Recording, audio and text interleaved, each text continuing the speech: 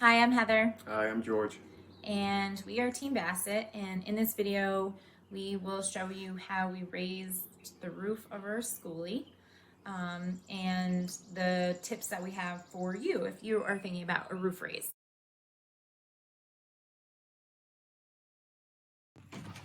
These supports here, so we'll cut in the middle and we'll jack it up, and as we jack it up we just thread these nuts to keep support on the roof, and the threaded rod will help keep everything relatively lined up. So as we go up, we just do a little bit at a time in each corner, and once we get up where we're going to go, we're going to put steel behind these channels and weld them in, and that'll be our new supports. Okay. So you're going to do the first one.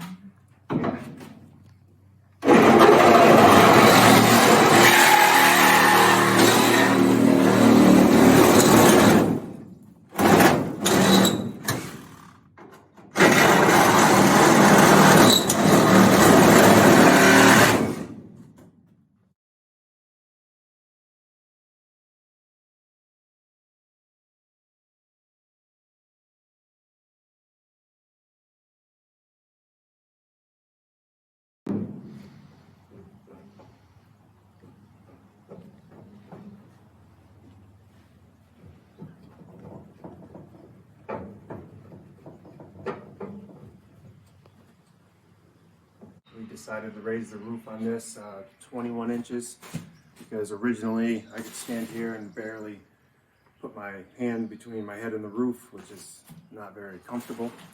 So step one of raising the roof on your Skoolie or creating a Skoolie is you have to get all your seats out, and that's going to be a project on its own.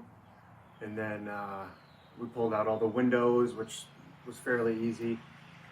Stripping the paneling on the roof, taking out all the insulation, because you might, it depends on how old your bus is, some nice products left over. Ours was.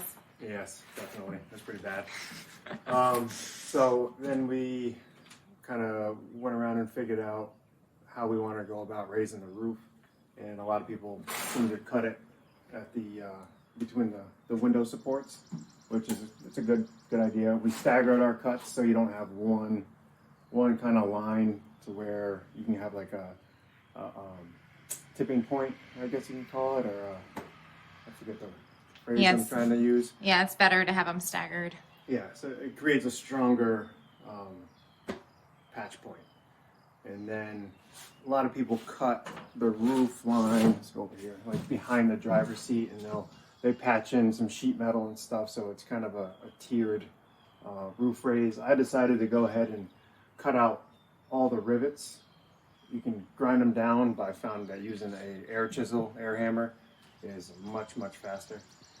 I love that tool. So we cut all the rivets all the way around and front and back, so we are raising the entire roof of the bus, and then we are patching everything in with 18 gauge sheet metal, and we use 1.25 1/8-inch wall square tubing that fits inside this top hat C-channel. We plug weld the bottoms around here. We run some stitch welding on the outside, top and bottom. So after you cut the window frames staggered and you did the rivets, what did you do after that? So let me grab one of the. Yeah. So here, one of the devices, tools that I made to help support the roof while we raised it. So it's just a piece of pipe and square tubing, welded together.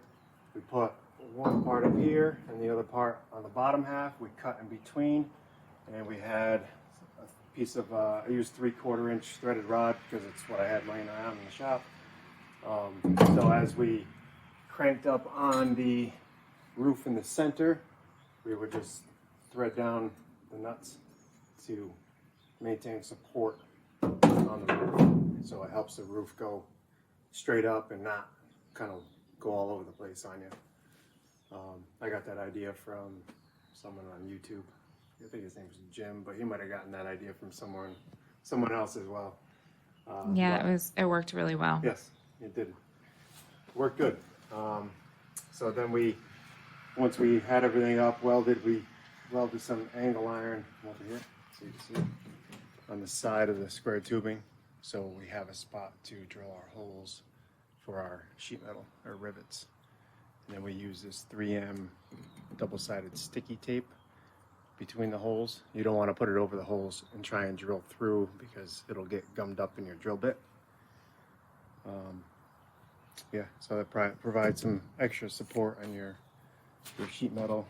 A lot of auto manufacturers use that. So someone that's looking to raise the roof on the school bus, what is the biggest tip you have for them? Plan it out well. Yeah. Don't just start angle grinding or cutting or whatever it is. Yeah, have a plan. Do your research. Yeah. Make sure you have all your ducks in a row. Yeah. And material, make sure you can afford all the material that's needed. I mean, we're probably I know $1,200-$1,300 in steel alone. Yeah, like I know. Steel, square tubing, angle iron, sheet metal. Yeah.